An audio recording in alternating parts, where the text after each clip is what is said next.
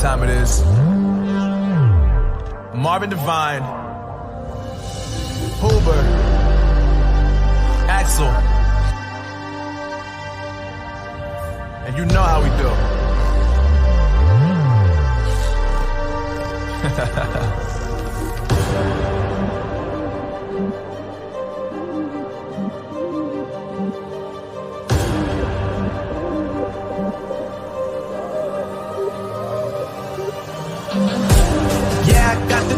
Yeah, I got the juice. Whip game cool, make them look like cool. Always play cool, that's the biggest rule. Forget what they doing, keep on doing.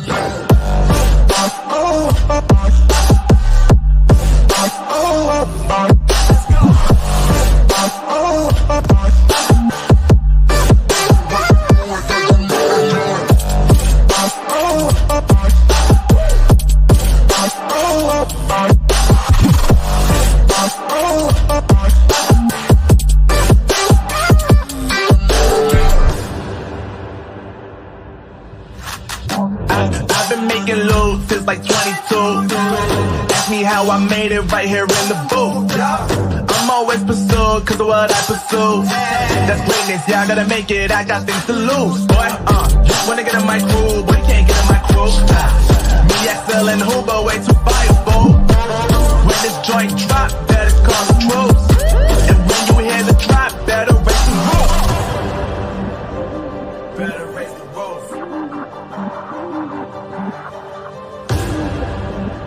You already know what happens when we link up. Let's go. Yeah, I got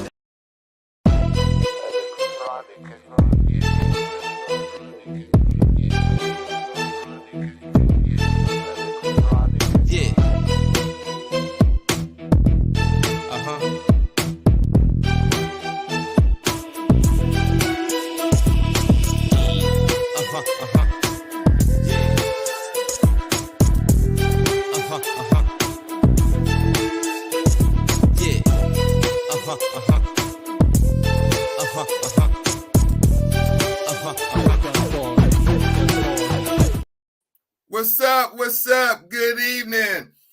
And what's up? Thank you for joining Steve the Kidney Nurse podcast. Tonight, we have a great show. I mean, this is one of those shows that you should be sharing with your family, your friends, or if you know someone that's dealing with kidney disease or kidney failure, please have them tune in because this is one show you don't want to miss. Tonight, we're talking to Kayla Maya and Maya Clark. However, unfortunately, Maya Clark is not able to join us. Half of the duo team snapped back to life, but we do have Kayla Maya to talk about the show, her journey with kidney disease, and how Snap Back to Life podcast came to life. So without further ado, and then also let me say happy Kidney Awareness Month. You know, this is Kidney Awareness Month, and this is one of many shows broadcasting this month in honor of Kidney Awareness Month. So without further ado, let me give our guest the VIP intro.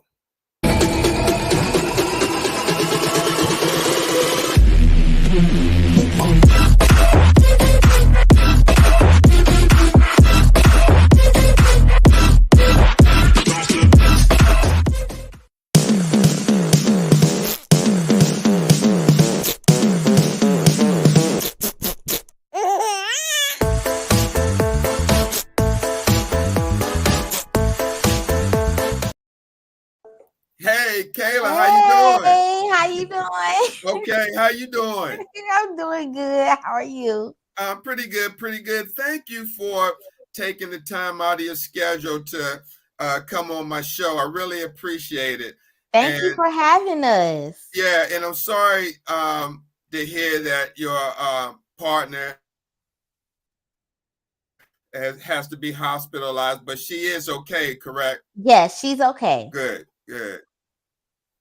Great. So tell us about your journey. I know I went to your page, Snap Back to Life podcast, and saw some of the videos that you and your partner made. And I was blown away because you don't see nothing like this from a younger generation that's dealing with this disease. Tell us how you got started. Well, let's go back to your journey with kidney disease and how did you end up on dialysis? So when I was 22 going on 23, I was having like some complications. Well, first off, I'm a type 1 diabetic. So when I got sick, I just felt like, okay, it's my diabetes. I thought it was like kind of hormonal because when you're like excuse me to interrupt, but could you just share with the audience what is type 1 diabetes? So just a short version. So type 1 diabetes is diabetes when you're like younger. It's diabetes mellitus. I think that's the technical term. And it's insulin dependent. So I've been insulin dependent since I was around 10 years old. And when I got sick, I just thought, okay, it's something wrong with my diabetes. And when I was going back and forth to the hospital, they was like, yeah, it's just your diabetes. And come to find out, it was my kidneys all along, because it was just something like, this doesn't feel like how I normally feel when I get sick. I was like, something is not the same. Something is off. So, long story short, they were like, yeah, your kidneys are like at like below a 10%, and you're going to need to start dialysis really, really soon. So, I ended up starting dialysis a couple of months before my 23rd birthday. And I started on peritoneal dialysis, the PD dialysis. That's where I started. And that journey for me was a long one. It was very long, and it had a lot of complications. I don't know. I have heard other people that do PD and they love it. They enjoy it. I did not have that same experience. So, what ended up happening was my PD catheter got infected, and then I got a hemo cath in my chest. And then I was just like, okay, I think I just want to do hemo all the way. I don't think I want to put that PD catheter back in my stomach. I don't want to be passing out every night. I don't want no accident. So, I've been doing hemo for the past almost 3 years now. Okay. So just one thing I just want to correct you on. Diabetes mellitus is as an adult, onset of adult diabetes. That's what it used to be called. But with type 1, you're right. It's insulin dependent. And it's a problem with the pancreas. It's not secreting insulin. And so let me ask you this. So during the time you was taking insulin, were you seeing a endocrinologist or a kidney specialist to kind of keep track of your numbers and to help prevent kidney damage? So I was seeing an endocrinologist, but I was not seeing a nephrologist. That was my first step in the wrong direction, because I didn't know as a type 1 diabetic that I needed both, just on standard. They did not teach us that. I don't know why, but now that I'm learning a little bit things differently, I know that as a type 1 diabetic, I should have been seeing a nephrologist to keep up with my numbers just on standard. So I was just seeing an endocrinologist, and for endocrinologists, you only get labs like every 3 or 4 months. So as far as my knowledge, my kidneys were okay up to a certain point. So how was your diet? My diet was it was okay. I was in my early 20s. It wasn't the best. I'm not my diet was a college diet. So yeah. Mm-hmm. So let me ask you, as we talk right now, what if someone's watching this that's your age or younger, what would you suggest to them that may have diabetes, type 1, or even type 2? What would be your advice to them? So my advice would definitely be keep up with your doctor's appointments, keep up with your labs. That's definitely a plus because I felt like when I was like 18 and under, I was keeping up with it because my mother was keeping up with it. And then when I became an adult, it was like I would go maybe a little bit past that 6 month mark to go to my endocrinologist when I know I should have been going every 3 to 4 months. I would go like every 6 to 8 months. And then it's like, okay, well, this is high. Your levels is this, your levels is that. So I would definitely say keep up with your doctor's appointments and try your hardest to keep up with your diet, especially as a diabetic. Try your hardest, and I know that's definitely hard being a college student on a low budget. So, but it's tricks and it's ways to keep up with your healthy diet. You just gotta prepare like Well, meal prepping and stuff like that. mhm. Hmm. Now let me ask you this. So, did you pretty much crash into dialysis, or did they prepare you? How did that look when you started dialysis? Did you go to the emergency room because you wasn't feeling well, and they told you your kidneys were failing? So when they told me I was in the hospital, but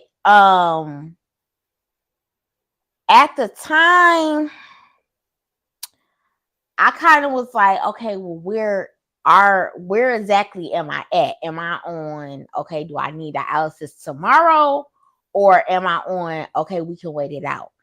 And technically I needed dialysis like the next day, but they were like, okay, we can kind of see where your levels are at in a week or in 2 weeks. And then it kind of progressed into like a month and a half.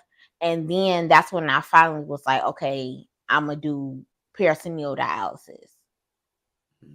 Now, by you being in your 20s at the time, did you, when you found out that you had kidney issues, did you go online and research how you can reverse or stop the progression? Did you do that? Yeah, and that's kind of what that week turned into a month kind of was. It was kind of like they were giving me a lot of iron and EPO infusions because uh my blood count was so low. So they had to get my blood count up back up in like the normal range. And during that time, I was like researching, me and my mom was like researching how to reverse kidney failure. We was going to like a holistic doctor. It was a lot. It was a lot. And what happened out of that experience? Because it's people on, I'm sure you've seen on social media that it's people talking about you can reverse this and holistic and this. But what was your experience My with that? experience was you really need to know what you're doing and who you're talking to, because I feel like within that last month I was the sickest Mm, because I was doing natural herbalistic things, but people don't realize herbs and holistic practices are just as strong as modern day medicine. So you have to really know what you're doing and the measurements of how you're doing it, because it can potentially put you in a bad space. Like it can potentially kill you at the end of the day. So I just felt like that was like my lowest because I was sicker than what I was prior to my diagnosis. because I was trying to fix it and I didn't really know Yeah. what I was doing, taking all these herbs and I don't know the measurements and stuff like that. I'm just like, oh, okay, I'm gonna take this. Oh, okay, I'm gonna take that. Oh, okay, this TikToker said this. Oh, okay, this YouTuber said that. Like it's dangerous. Like herbalistic medicine can be dangerous if you don't know what you're doing. Yeah. Yeah. I wanted to ask that because that's a big thing on social media. And there's even ads on Google where over in India, particular doctors say that they can get you off dialysis and you don't need a transplant. And I just don't want to see people go down that road with hope, knowing that at the end of the day, they just want your money. Right. And I feel like if I knew where my kidneys were going a year prior to me getting diagnosed, I could have slowed up the progression and to where I still technically would have needed a kidney, but I wouldn't have been on dialysis for so long. Got you. But I don't feel like there is any type of holistic medicine that can get me off of dialysis. Mm-hmm. Mm-hmm. Now, when you said you did PD, did you go through the training? Mm-hmm. You went through the training and everything was going well. At what point did you feel that this wasn't going to work for you? So I went through the training and everything was going well. But when I switched from the manuals to the cycler, something with my insulin and the way the peritoneal fluid works was It not has a lot of cooperating. it has a lot of dextrose in it, a It lot of wasn't sugar water. cooperating with my blood sugar. Okay. And it was like I would get on the cycler at night and then by the next morning I would be passed out. And then it was to the point where the ambulance was basically at my house every morning. Like every Wow. 6, 7 o'clock in the morning, they were there because I was passing out so much. And And, they didn't really, my endocrine didn't really know how to adjust my medication because I technically still needed it. So she didn't really know how to adjust it, and then my nephrologist didn't really know how to adjust it either. So it was just like a really bad back and forth to the point where I was doing manuals for the most part, but I didn't like that because the manuals you gotta change out every 3-4 hours. So I got COVID really, really bad. And then after I got COVID and got home, my catheter site got infected. And I want to say it was because when I got COVID, they weren't really cleaning it the way I usually clean it in the hospital. So it got infected. They were like, "Yeah, this got to come out." It had a giant abscess underneath it. oh my God. It was horrible. And so they put the chest port in my chest, and then I was going in clinic, and I was like, okay, I kind of like this because I got diagnosed like right before COVID happened. So I was shut down in the house in the four barriers of my room, the four walls of my room for the most part. So I kind of liked, going out, even if it was for 3 hours. I'm like, okay, I'm gonna go get my treatment. I don't have to, scrub down my walls every night. I was like, okay, this is a new scenery. I can go somewhere. So I kind of enjoyed the hemo, but now I've been on hemo for so long. I'm kind of like, should I go back to it? And then, okay, so I started PD because I wanted to work while I was doing my dialysis, but that didn't work out for me. So it was just like, okay, what do we do now? So let me ask you, when you were in the hospital and they told you that you would have to start dialysis, did they give you options? like the different treatment options, or you found out on your own? How did that information come about? And then were you told about transplant at that time? So I Like was a told living about, donor? yeah, I was told about transplant and living donors. What happened was, I sought out my own nephrologist because the nephrologist in the hospital, I was just like, yeah, no, I don't want no parts of you. Wait a minute, stop right there, because you said a small thing, but it means a lot. You sought out your own nephrologist because the one at the hospital you didn't like. I talk about this of getting second opinion because you're the customer. This is your care. What made you seek out to find another kidney doctor? And what I did not about? like the way the nephrologist at the hospital was handling my care, because I found out through a hematologist, because they were basically trying to say I had cancer. A hematologist came in, he did like a battery of tests. He was like, "Are you on dialysis?"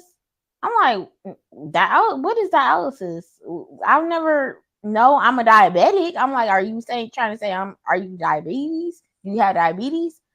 He was like, no, that's a process where they clean your blood either through peritoneal or hemo. I was like, no, I'm not on dialysis. He was like, your kidneys have been technically failing for the past year. What? And I was just like, come again? So that's when I looked up the normal ranges. What should be your normal GFR? What should be your normal creatinine? And I went and I got all of my lab work for the past year, because I had been in and out the hospital for the past year. And he was correct. My kidneys had been failing for the past year prior to my diagnosis. And you didn't even know? No. And this is a big issue with a lot of people, because they may go to the hospital and get blood work and no one tells them about their kidneys. This is why we do these type of shows. Kayla Maya do their podcast, and why I do what I do, because a lot of people are walking around here undiagnosed. In fact, 9 out of 10 people have stage 3 kidney disease and don't even know it. And that's the scary part, because you could, like I said, at that stage, because I was in stage 3 a year prior, and I feel like at that stage I could have slowed up the progression to where I could have waited. Right, I could have waited for a kidney but not had to go to dialysis at that point. So it was, I could have done. And so it's just like, I was just like, okay, so what do we do to fix it? And they were like, you need dialysis. And I'm just like, what? So it definitely threw me for a loop, but I was just so disgusted by the care of the nephrologist in the hospital, because she was discharging me. She was a nephrologist and she was discharging me. And I'm like, how are you going to discharge me and my kidneys are at 10%? 6 months prior, or 3 months prior to me getting diagnosed, the official diagnosis, my kidneys were already at like 10-15%. So how are you going to discharge me like, oh, okay, you fine to go home? Technically, I needed dialysis then. Well, that depends. That's a matter of opinion. That's why they say, oh man, I forgot the saying that I was going to say. But that's a medical opinion, because I know people who get down to 10%, 5% that's not even on dialysis. I knew someone that was at 9% that did, they were really intentional and they stayed off dialysis. And I think they may still be off dialysis. And their GFR like 10-9%. and they still have urine output, but they're doing everything they can to stay off. So, but I know people who got started at 14, 15% that still urinated and wonder why they all started now. And I know other people started at 5%, 3%. So right, but it was my labs weren't the only factors that were going on. Like I was like 10 times bigger than I am now, just off of fluid. And I had a lot of retention. I was not I had zero output at that time. So it was just like, how are you sending me home? And all of these other factors are in play. Gotcha. You know, so I was just like, okay, I'm gonna seek out my own nephrologist. And I sought out a young Black nephrologist, but she was like a baby nephrologist. So she was trying to do like some experimental stuff, and I was just like, I was sick of being sick at that point. I'm like, okay, I need dialysis today. Like today. So she was just like, oh no, we're gonna try this. Oh no, we're gonna try that. And then I was just like, okay, so I sought out a third opinion. And my third opinion was actually from a family member who was on dialysis at the time. And that's the nephrologist I've been with ever since, because they really saw, they really took into action. And that's what I appreciated. I'm like, yeah, we need to do something. Wow. So you were steadily, I know you had to be uncomfortable experiencing some of the symptoms of stage 5, stage 4 kidney disease, like nausea and vomiting. Mm-hmm. Said you had fluid on you, so shortness of breath, maybe swelling in the ankles, maybe that metallic taste in your mouth. I was so swole, I could not walk back and forth. Like my brothers had to lift me in and out my mother's car. Wow. Yeah. Second, and I'd like to thank everyone joining us on Facebook. Shauna Gates, thank you. Karen Johnson, Bernadette Hutchins, thank you for joining as well. She says second opinions are so important. Yes. And I agree. Because, one way is not the only way. Mm-hmm. When you're talking about getting medical opinions, mm-hmm. especially if it's dealing with your life. Right. Talk about how you and your well, let's go back. So your first year in dialysis pretty much was PD, then you switched over, kind of getting adjusted to dialysis. And once you make it in center, how did that go for you? So when I went in center, it was like right after the pandemic. So it was still very tight because of the regulations and the changes that were going on from the pandemic. And like I said, I enjoyed it because I could get out the house. I was kind of sick of being trapped in the house, trapped in my room for a substantial amount of hours doing my home treatment. And I kind of enjoyed it. It's other people that be like, yeah, no, I don't want to do this. But I try to find a little bit of light, in the little bit of darkness. I try to be like, okay, I'm having a bad day, but when I get to treatment, I'm gonna have a good day. Right. Now, let me ask you, Kayla, what type of population did you see in your unit first starting? Were mostly older patients, younger?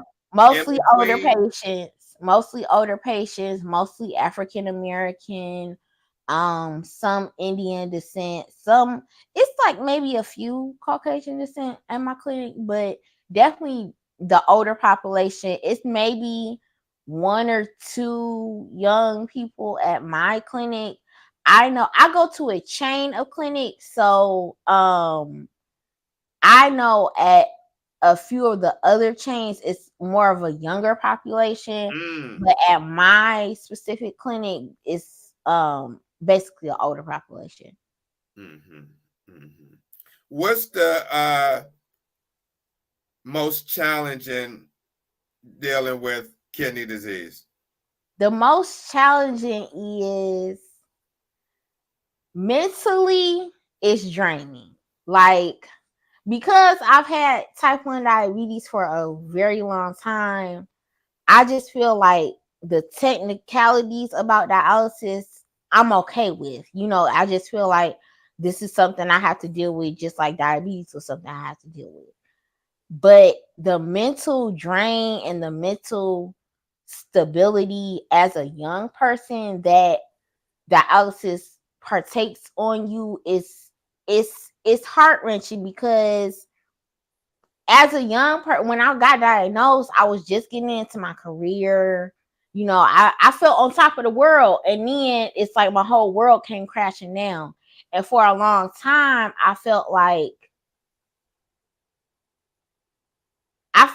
worthless a little bit, you know, because I felt like, because I'm my mother's oldest, so I felt like, well, dang, my mama got to take care of me. I'm supposed to be in that time where I'm starting to take care of her, you know.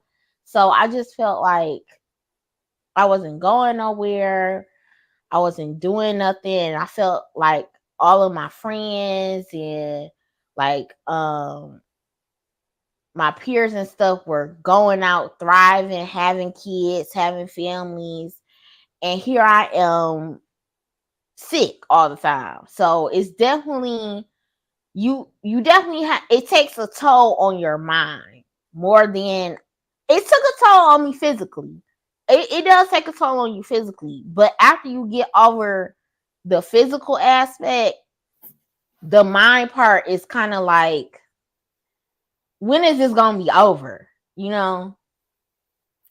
What helps you get through those tough times dealing with it mentally? So I feel like talking about it. I became a peer mentor less than a year ago. So really talking to other peers about, you know, what we're going through every day, on a day-to-day basis, on a weekly basis. That's how me and Maya came about. I was her mentor. She was my mentee, and I said, I have an idea. And I don't know if you feel the same way about this, but let me know if you do. And she was like, yeah, you're right. This like the younger population really don't have a voice. Like, I really don't feel like there are a lot of resources for the younger population. There are a bunch of resources, I feel like, for the older people, you know, and there are like chats and stuff like that for like the older people. But like, as far as like the younger people, we are on social media 24/7. I be in the chair on Facebook and Instagram and YouTube and TikTok all the time. And I just feel like there aren't a lot of us talking about this situation.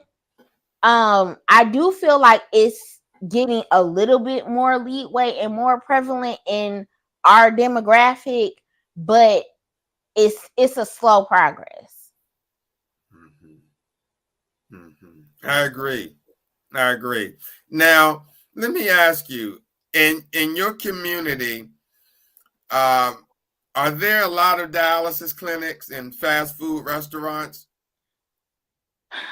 Well, in my specific area, no. But when you get like into the inner city, yes.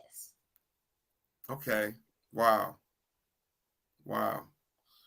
Are you starting to see a lot more younger people start dialysis now since you Yeah, started? like just within the past 5 years, I just on social media alone, there are a lot of people starting dialysis. Like I know I follow one girl. She started dialysis 2 years ago, and she just got her transplant maybe 6 or 7 months ago. And I feel like a lot of the content creators that are on dialysis on like Instagram and YouTube and TikTok, they are on PD.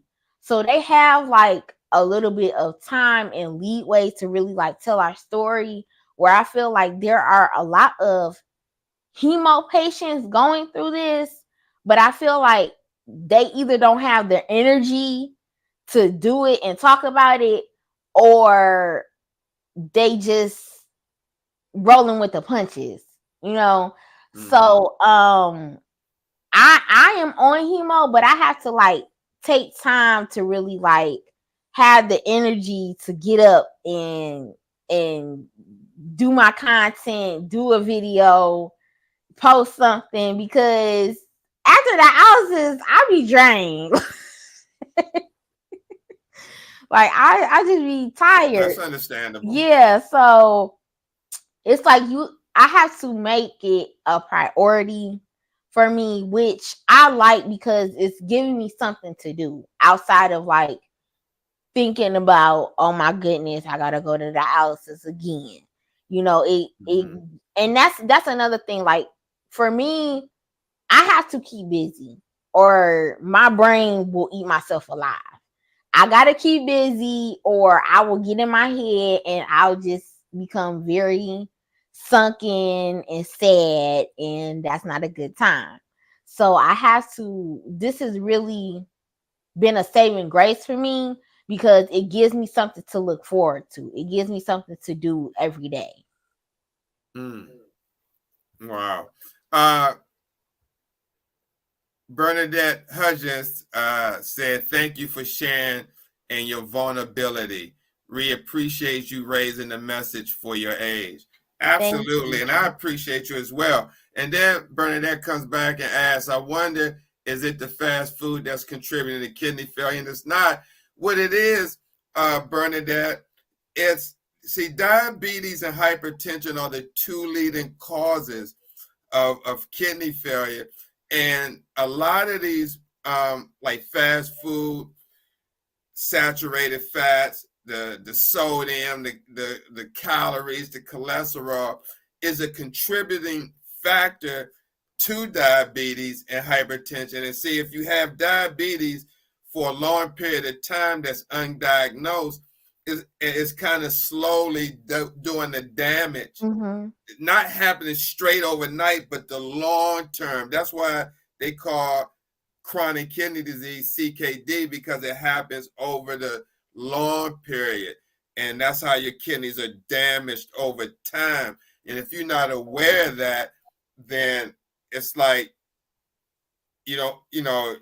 when you find out, you may still have a fighting chance. But again, 9 out of 10 people have stage 3 kidney disease and don't even know it. Right. And then you got lupus, sickle cell, and other different contributors or underlying issues that can be an indirect cause of kidney disease.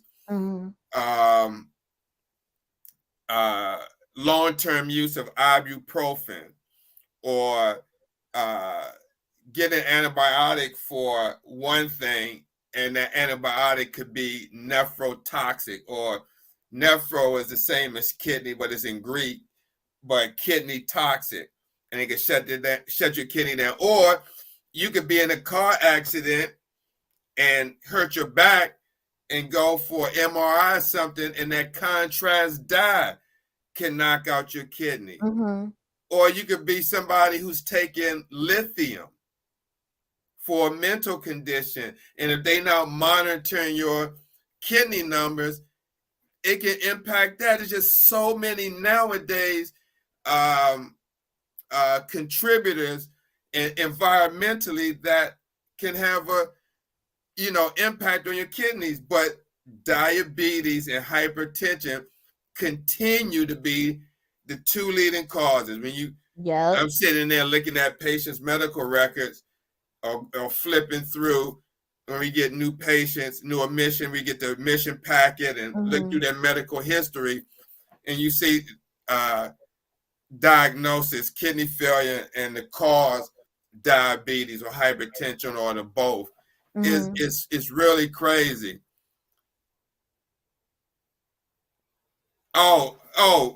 We have this is another kidney warrior that had lupus nephritis. She has a kidney now. Katisha Ray Anderson. And thanks for watching, Katisha. She's out in Kansas. Very nice lady. I've known her through social media probably about 5-7 years. She's been following me. But antibiotics. But she says she just joined. She want to know, are you seeking a transplant? Yes, I'm currently active on University of Michigan's transplant list, and then I am getting worked up for Henry Ford's transplant list as well. Yeah. And Katis Mikko says the antibiotics can definitely be a factor, especially when treating pneumonia. So a lot of times you got to be your own advocate, because if you don't know this stuff and you're taking it and you don't know the side effects, it can possibly have an impact on your kidneys. But let's shift gears and talk a little bit about your podcast, because you talked about one topic that I hope she's still watching. Katisha Ray Anderson has been on my podcast, her and her husband, and talked about this exact same topic I'm about to ask you why you talked about it, and that's relationships. You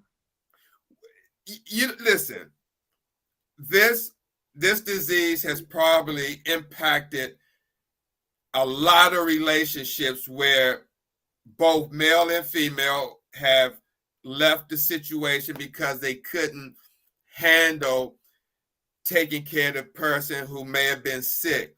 And again, you don't see these type of shows or podcasts specifically talking about these different challenges, but it's talked about in groups, or it may not be talked about, but it's happening.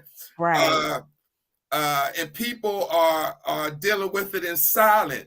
What made you you and your partner come up with that topic to talk about relationships?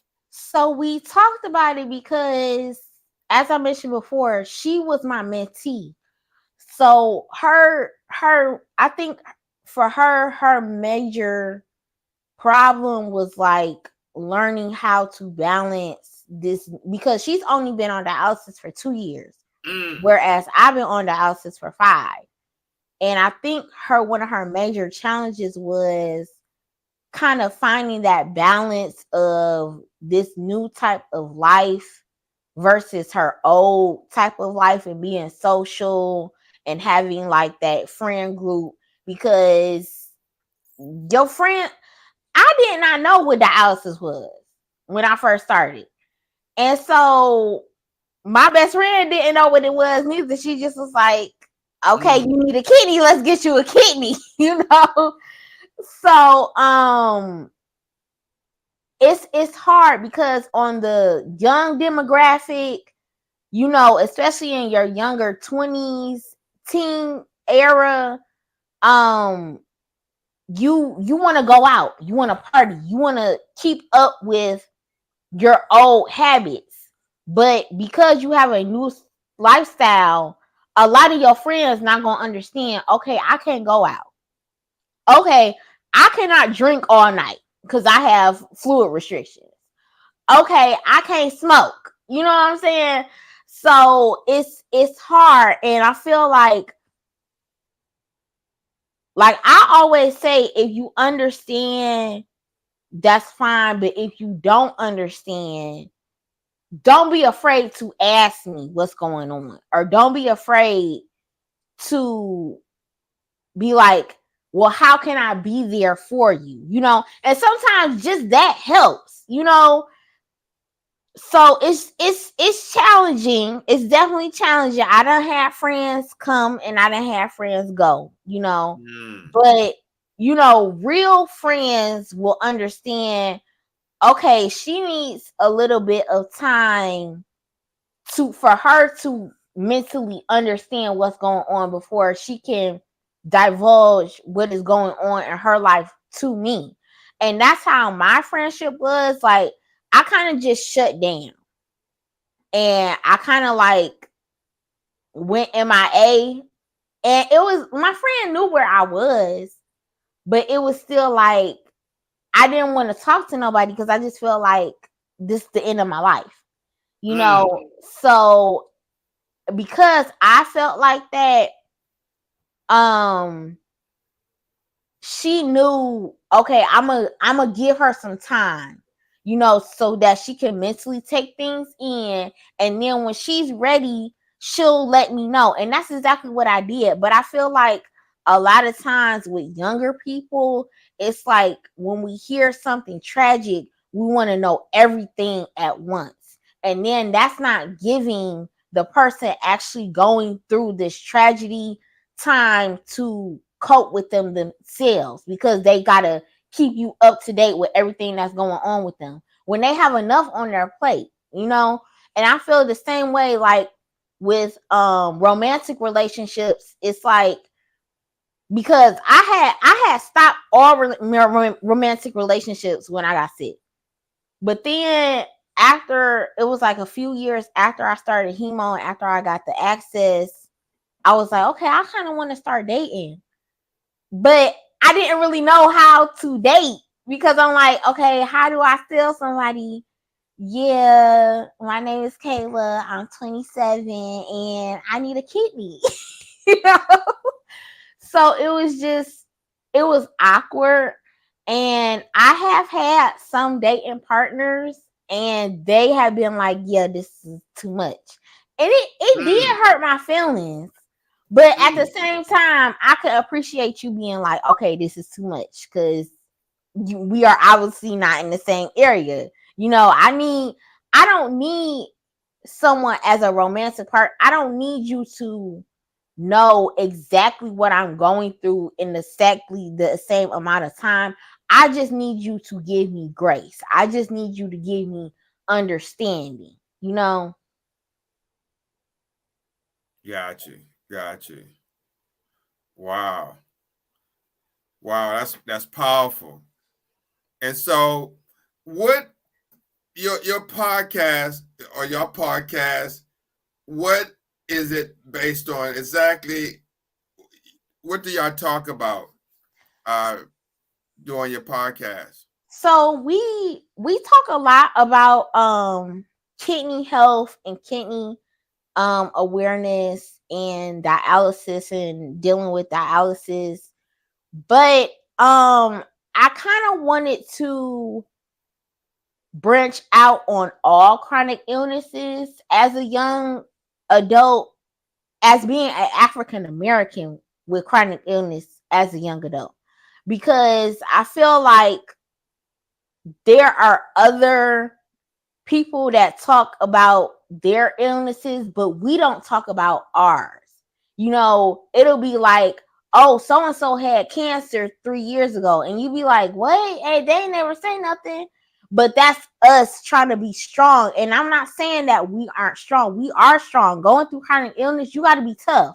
Going through a chronic illness, but there is power in numbers. And if you reach out and tell your story, that could potentially help save another person, or it could potentially open up the mind and the awareness up to other people maybe having the same symptoms, and they be like, oh, I didn't make that connection. Yes, because you didn't hear that from the same person on your same level. Now, where did the name Snap Back to Life come from? So that came from, because I'm a 90s baby. So I don't know, that song From Soul to Soul, Back to Life. Yeah. I was like, I kept hearing it, and I said, okay, all right, and my mom is always like, Kayla, you are so resilient. You are so resilient. And I'm like, okay, resilience means the stretching and the coming back, you know, of some type of form. So I was like, okay, snap back to life. It kind of just came at me like in my sleep, and I just wrote it down, and then it kind of like the pieces kind of like put together. But I'm like, because we as young people are resilient, you know, going through a chronic illness, you are you have your rough days, but as long as you keep moving forward, you're gonna get back to where you used to be, and beyond. Mm-hmm. So, what days and time is the podcast? So the podcast, we usually drop episodes Thursday night at 5. Okay. Okay. Do you have guests on the show, or y'all just Yeah. simply do Yeah, we're trying to book some guests right now. Yeah, especially for the month of March, because it's Kidney Awareness Month. But yeah, we plan on having guests, our nurse practitioner, our nurse managers, just talking about, you know, the dialysis field and what a nephrologist is, what different types of things go on with the kidneys, things of that nature. Mm-hmm. Do you and your partner go to the same clinic? We go to the same chain. Okay, So got it. we're not under one of the big name chains. We're under a nonprofit chain, but we go to the same chain of nonprofit. Oh, is that you don't have to say it, but is it having to be community dialysis? Mm-mm. Oh, okay. Okay. Because a lot of people think when they think about the chains, they think about Fresenius and DaVita, but there's other dialysis companies out there that are nonprofit as well doing this. So, what is the future like for Snap Back to Life podcast show? So the future, I got big dreams. So but I really hope to be on like a bigger platform, to really get awareness out, because I feel like in our community, it's like we don't know until it's a little bit too late. And if my story can help somebody else be like, okay, I'm having these symptoms, let me go get checked out. And then, like you said, second opinions definitely matter.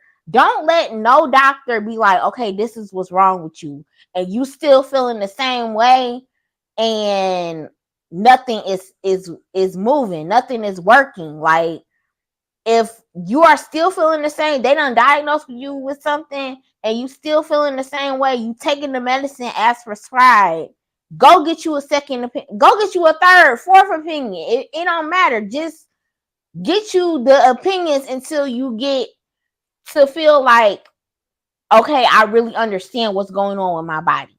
Because like you said, you are the customer at the end of the day. They gonna want to sell you on anything to sell you a drug or sell you whatever they trying to sell you at the time.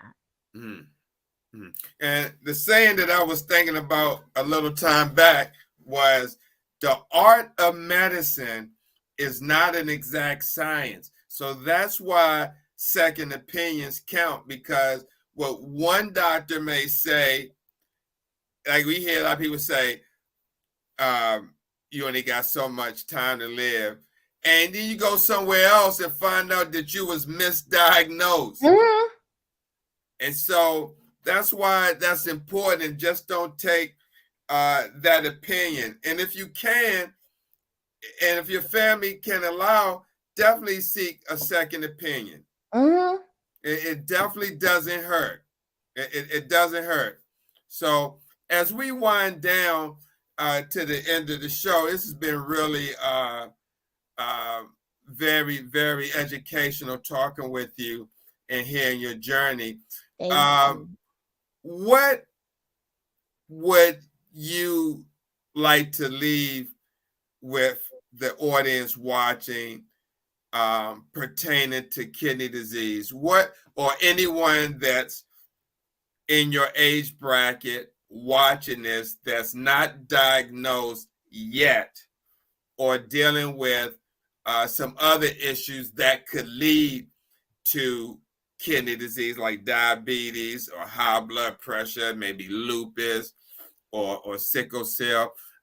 What words of encouragement or what would you like to say to them as we end this broadcast?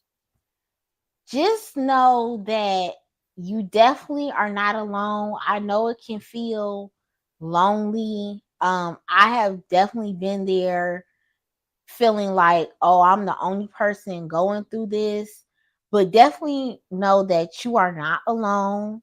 You are only 1 degree away from somebody that shares the same experience or the same journey as you. So know that you are not alone out here. Um, know that there is some type, you got to find your village where you can, So definitely find your village, hold on to your village, appreciate your village, cuz when days get rough, they are the only one that can be there for you. So just my major thing is know that you're not alone. Know that we are here to support you at Snapback to Life. Please be more than welcome to share your journey, whether it be through diabetes, hypertension, lupus, asthma, any chronic illness, because it's hard, especially as a young person, because before I got diabetes, I felt like only old people got sick, until I got diabetes, and then it was like, okay, young people get sick too. So yeah, definitely as a young person, and I know that it's a struggle. It's definitely a struggle balancing, being young and you want to do everything out there for the world for you, but then you have health complications. So it's kind of like a stumbling block, but use those stumbling blocks as your stepping stones, and really use them to build and elevate yourself. Maybe you can't go the same route as everybody else, but that's okay, because God has put you on the route for you, created for you. And yeah, just know that you're not alone. Cause we're if you are alone, we're here to help you. We're here to talk to you, and we want to talk to you. We want to get to know you guys. Right. Well said. And you said something that I resonated with, and that was find your village. Because I want to be honest, I have stage 2 kidney disease, but just as an educator coming on and trying to get the message out there, I do sometimes get discouraged because of lack of people maybe showing up to the broadcast, knowing how many people are dealing with this condition. And, sometimes I feel like, I'm not going to say it's a waste of time, because I know it's not, because people go watch the rebroadcast, but it just sometimes gets mentally draining and challenging and trying to push through. because you just feel like people not taking the information serious. But like tonight, when you see people who are conversating in dialogue, that shows me that there are people out there willing to hear the message. And that's why I say what resonated with me was find your own village, because I'm sure that there's a village of people who definitely probably enjoy what I do, and will come. And I see the same people who come out and support me, like Shauna Gates and Miss Bernadette and Katisha Ray Anderson and other people who came out this morning during the first broadcast of Kidney Hub East Africa, which is a international show that we do here to educate people in East Africa that unfortunately for them is very hard, because they only allowed 2 treatments a week. That's all insurance will pay for. And anything else that you need, like Epogen, iron, or other medicine that a lot of patients get without, just freely get it, they got to pay out of pocket. Yeah, that really broke my heart when a lot of people I'm sorry? I said that really broke my heart when I saw that broadcast. I'm like, yeah. I mean, if you ain't got the money for calcitriol or phosphorus binders, then eventually your bones can get brittle and you can have multiple fractures. Right. And then it's like, how are you supposed to be the healthiest version? Because we're not healthy. We need kidneys, but you still have to be the healthiest version of your circumstances. Even you going through dialysis, you have to be the healthiest. You gotta keep up with your binders. You gotta keep up with your vitamin D. You gotta keep up with your iron. You gotta keep up with your Epogen. So it's like, how are they supposed to be the healthiest version of them in their circumstances if they're not allotted to these medications? Yes, absolutely. Absolutely. So, it's a sad situation, but we do our best to educate kidney warriors that are watching from them to help them live their best life in spite of dealing with this situation. So I definitely want to thank you for coming on. We had some comments. Yes. Katis Mikkel said, I hope this information reaches others and encourage them on their journey. Yes. As well. And I'd like to thank Annie Scott for tuning in from Suffolk, Virginia. I just had a great dear friend and kidney warrior pass away from down Suffolk or near there, named Tamika Smallwood. Very inspirational. I did a tribute last week when I found out, I guess it was a week today, last Sunday, I believe it was, when I found out the information on last Saturday. And she had a transplant for 2 years. She was, living her best life, and she went to school, and while she was on dialysis for, I think, like 10 years. And when she got her transplant, she was going to school while she was on dialysis, and she got a transplant. She graduated, got her BS, and then got a job with the court system, and she was living her best life. And unfortunately, I don't know what happened. Something landed her in the hospital. She put out a video asking for prayers. She wasn't looking her best. Then I thought she, made a turnaround. Then next thing I know, I turned on Facebook, and here's a memorial for her. Oh my goodness. Broke my heart. I have a picture that we took together. She had came up from Suffolk or Newport News, down that area, and came up to DC area, part of Virginia that's close to DC, called Crystal City to celebrate her birthday at this place called the Sugar Factory. And I came out there. It's my first time meeting her. She had supported me online. One of my first supporters, her and her son. And now, you know, when he was younger, now he done graduated from, she seen her son graduate from high school. So, you know, she lived her best life in spite of, got it, like I said, got a chance to see her son graduate.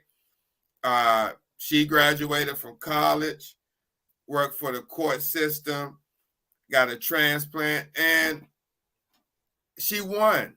And, you know, and she had just reached out to me in January through Messenger, wanted me to give her some pointers on writing a book, because she wanted to write 2 books and do self-publishing. And I reached out and talked with her, and next thing I know, she was in the hospital.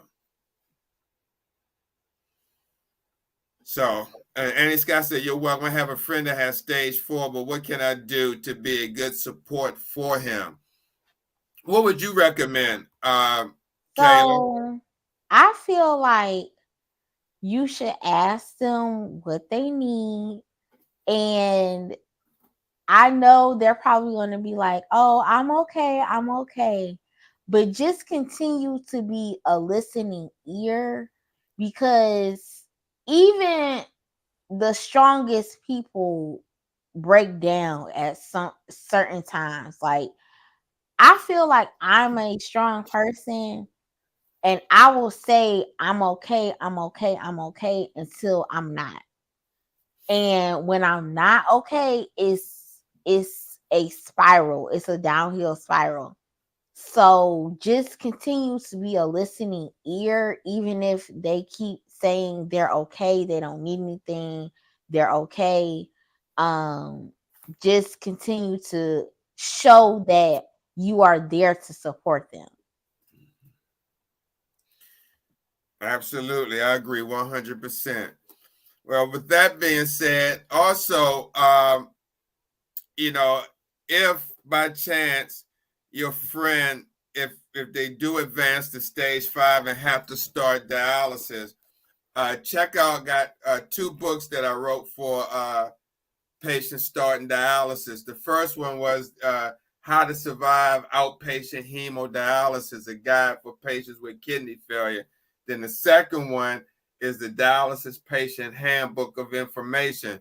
I mean, both of these books are packed with insightful information, especially how to survive outpatient hemodialysis, because for most people, when they start outpatient hemodialysis, they walk in it kind of blind and don't know what to expect.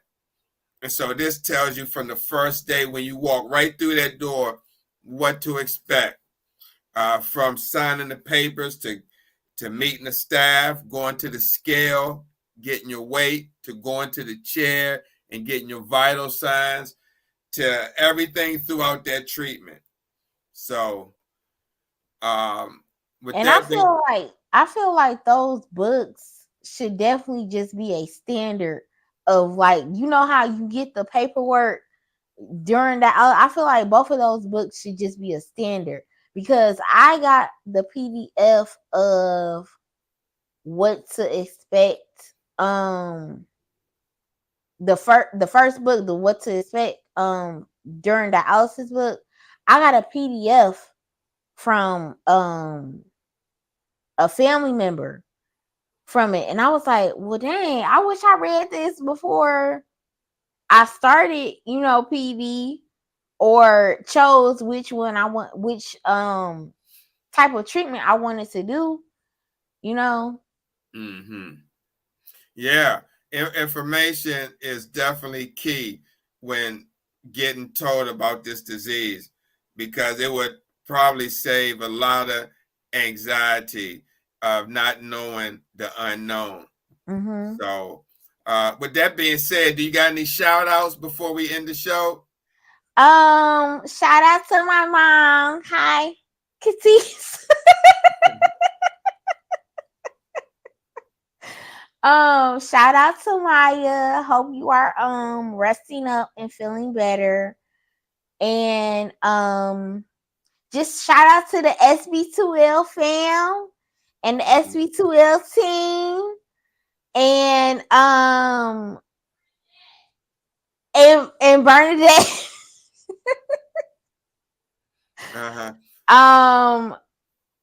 And you guys come over to SB2L, follow us, follow our story, and we look forward to talking to you guys and telling you guys a little bit more about our journey in more detail. And yeah. So Miss Katis Meko, that's your mom? Yes. Oh, thank you, Mom, for let me come back on. Thank you, Mom, for watching the show. Really appreciate your support. Definitely. And guys, please share the show. And yeah, just one more question. How has your support system been throughout all this? My support system has been very solid. That's what I will say, that my family is my biggest support system, but I do know that there are younger people out here who don't have the same support system, whether it be their parents are passed, or they're out on their own and then they're dealing with this on their own. I do understand that. So that's another reason why I really wanted to make this platform, is because I could not imagine going through this without my family. So for yes, Bernadette, we're on Facebook. But yeah, I could not imagine going through this without my family. Just my mom alone. I don't know where I would be. But just know, if you are dealing with this and you feel like your support system is very limited, we are here to help. We have resources for you that can help. And yeah, we're here to lean on each other, That's good to hear, because it's a lot, especially on TikTok. I see a lot of people doing different feeds of other content creators who are on dialysis. I see it right in the feed. May say they got stage 3, or they do home dialysis, or they go in center. And I'm like, wow, so many people dealing with this that a lot of people don't know. So Kayla, thank you so much for joining the podcast. And I'd like to send thoughts and prayers to your partner, Maya Clark. Please give her my best wishes and the wishes of the show. And hopefully, when she recovers and get better, we can bring both of y'all back and have both of y'all on the show and hear her story as well. Yes. Thank you so much, Steve. Yeah, you're welcome. You're welcome. And hopefully I can catch you on TikTok and your content, putting out more content. Just keep doing what you're doing, because I really like what you guys are doing over there. Thank you. Yeah, absolutely. Absolutely. Keep up the great work. And I look forward to seeing more of your content. Thank you so much. We appreciate you for having us. All right, Kayla. Take care. I'll see you. Talk to you soon. Okay. Talk to you soon. All right. Bye-bye. Bye-bye. So, guys, please share the broadcast. If you know anyone that's dealing with kidney disease or diabetes or hypertension, have them tune into my site, Steve the Kidney Nurse, on Facebook or YouTube. A lot of information. It may not be the status quo type of information, but I believe it gets the job done. I mean, information is information, especially if you didn't know it before. And when it comes to kidney disease and kidney failure, there's a lot of information out there that could be misinterpreted. Okay. And so we go with evidence-based information. And as you heard Kayla said, she tried to find or use herbal supplements to reverse her conditions, and it only made her more sicker. So please, if you're dealing with kidney disease and you're thinking about herbal supplements or taking a kidney cleanser, make sure you do your due diligent research and don't fall victim, because a lot of these companies want money. And so just be careful if you decide to go that route. I would tell my two friends that had, thank you. I appreciate that. And again, guys, and we also got a third book out, but I don't have it near me, which is called Conquering the Big Three, a guide to diabetes, hypertension, and kidney disease. Right on my website at SteveTheKidneyNurse.com. But let me tell you, these two books, you're not going to find any books like this. Especially, this one, my first book, How to Survive Outpatient Hemodialysis. It just tells you, right before you start, if you got to start dialysis, this is the book to have so you can know what this new normal is about to be about. And so that way you don't go step into the unknown, not knowing what to expect. And then once you get situated, this book comes in the hand of knowing the daily processes of dealing with this condition.